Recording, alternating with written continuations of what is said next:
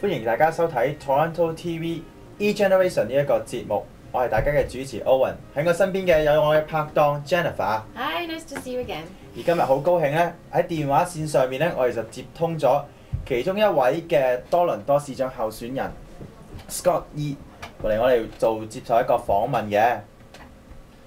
Jennifer， 你就我哋就接通咗 Scott 噶咯。Hello Scott。Hello. Hey, how are you doing, Scott? Okay. All right. So, Scott, do you want to introduce yourself a little bit? Yes, well, my name is Scott Yee. I'm 23 years old. This is my 7th election and my last election. Alright, pretty confident, eh? Your last election?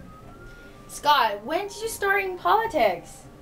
I got interested when I was 16 years old, but the first time I ran was when I was 18 years old.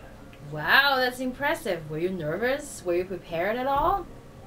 Yeah, I was very nervous. Did you know what you're doing, man? Sorry. I'm sorry, what was that? Yeah, I mean, like, it must be hard for you to do that. I mean, like, do you know when you're 18 years old, did you know everything about what you're doing? Just briefly tell us. No clue whatsoever. You kind of pick up things along the way. All right. What got you into politics? I really don't remember so many years ago, but mainly it's about, I just started thinking about policy, and that's what kind of got me interested, come up with ideas. Alright. So Scott, can you tell us about your background? Like, were you born in here? Yeah, I was born in Vernon, BC. In BC, right? And then when did you move to Toronto?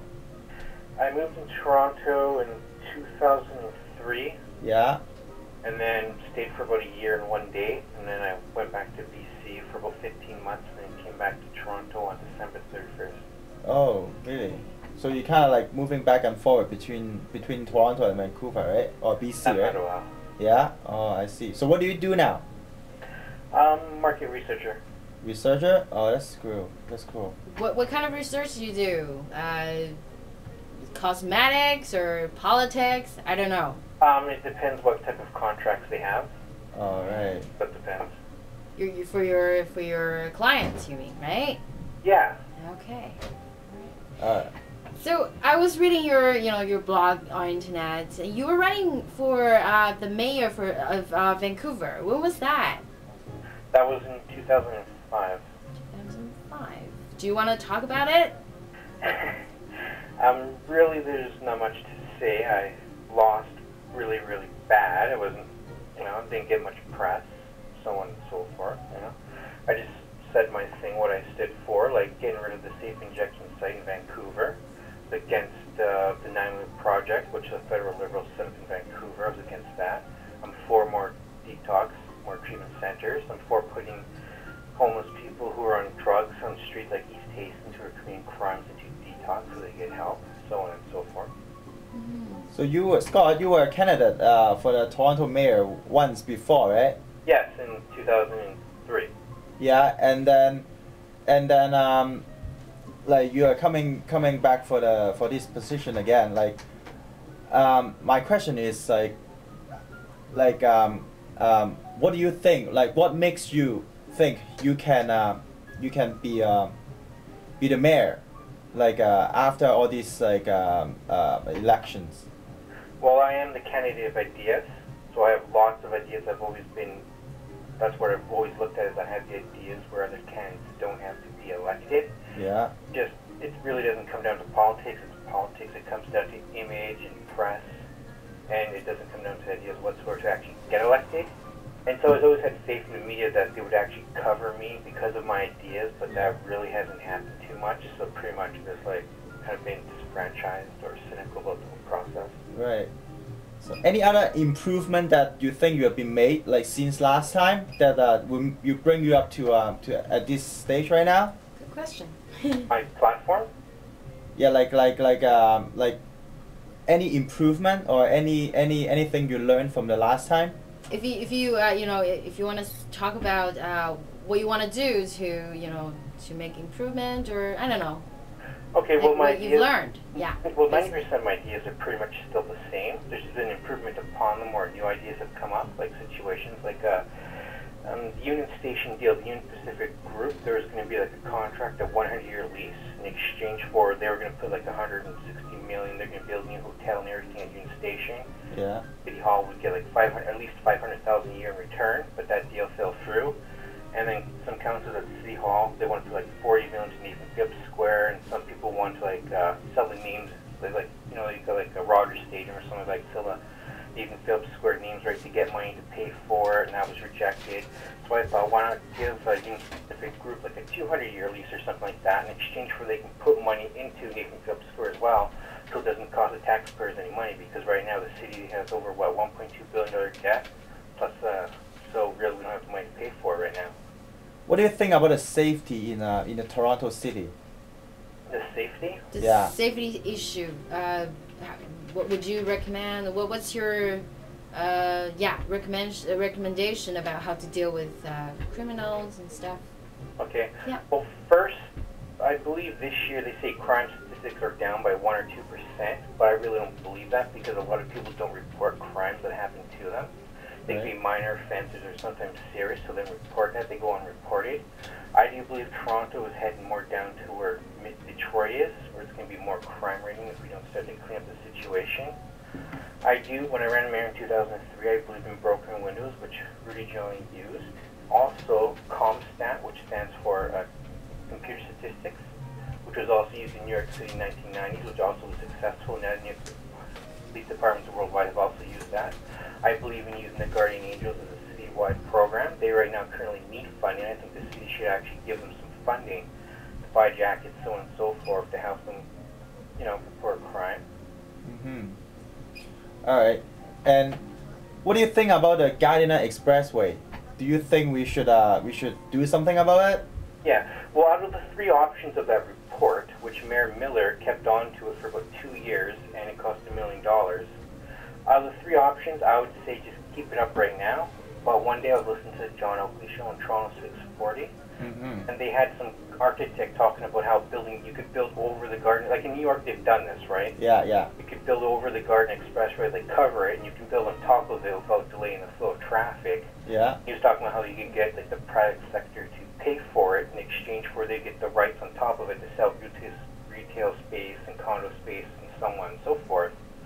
And so I'm like, well, if everything checks out, like this is legit and it can be done and he has the backers to do it, and no one else comes up with a better idea, I say, why don't we do this instead? Because then you could actually drive on top of it to get down where Mayor Miller wants to take down the part of the expressway, right? Yeah. So why not come with something different? So I was like, all right, well, if that's the best idea, then why don't we go with that instead? Otherwise, we should just keep it up, not tear it down. Yeah, but I mean, this is like, honestly, the Garden Expressway just give me a headache like every single day. And like, honestly, whoever can solve that, I'm gonna vote for that person. But I know it's like all about money and politics, right? Everything's about money. Yeah, it is, right? But what do you think about David Miller? I am not his biggest fan. I don't, of course, believe I'm going to get elected because it's too late now, but it's going to be between Pittsfield and LeDrew, and I think, although I think to be better off, to be better mayors than Mayor Miller, because he says he came to City Hall, he's going to clean up garbage, so on and so forth. City Hall hasn't been that much open up in government, and now he's talking about how he should be re-elected to continue on what he's doing, but what has Mayor Miller done? His #1 promise was to stop the Island Airport, which he did, but failed at the same time. He stopped the bridge, which cost taxpayers, the federal taxpayers, $55 million, but then they still expanded anyway, so he failed at doing it, but he stopped at the same time. That's his biggest thing. That's one thing he stands for, is the Island Airport being against it. What else can you name anything else he has done? Yeah, right. Well, as you mentioned, you have pretty strong competitor, right? You got LeDrew and Pittsfield, yeah, and Miller, right? Yeah. Like overall, how, like, what do you think? Like, what's your like advantage, like over like other Candidates? candidates? Your chance of winning. In other words, what you think.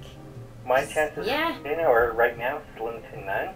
I'm just hoping to get like 2% of the vote so I can get my $200 deposit back from City Hall right now. I'm just that. Right. You're realistic. just being realistic. I mean, yes. At the beginning of the election, I was hoping I'd get There's nothing wrong with that. No, I think Don't worry. politics it's good to start with realistic.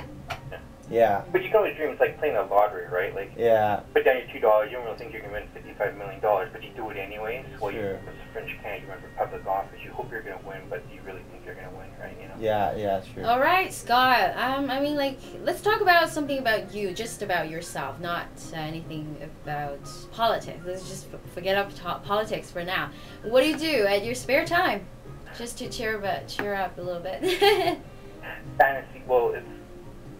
For the long, politics. I've been like a political junkie. Okay. And I'm actually trying to get. I wonder though if I take 3 years off, because right now I'm running on empty because of all the elections I've been running in. Maybe I'll have energy to try to come back out of retirement like Bob. You've got to have some hobbies that's besides politics, right? What do you do? Fantasy sports. I mean, I feel keeper leagues. You go online like Yahoo or NBA.com and you fantasy leagues. There's a lot of that. Right. So you're big sport fans, right? What do your friends or family think about you, like being like a politician? Well, my parents, they don't talk about it. They don't like being controversial or anything like that. Yeah. So there's not that I'm like completely different from them. So I really just don't discuss politics with them whatsoever. How about your friends?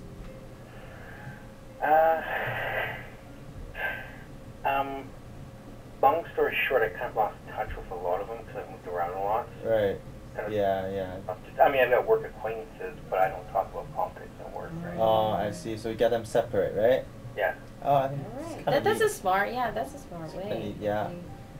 So, if we really, care to ask, I mean, do you get any support in any kind, one way or another, from your family or your friends, or not at all? That's all right. I just don't discuss that. So no? Okay. Out of it. You're very strong, man. You do it in your own.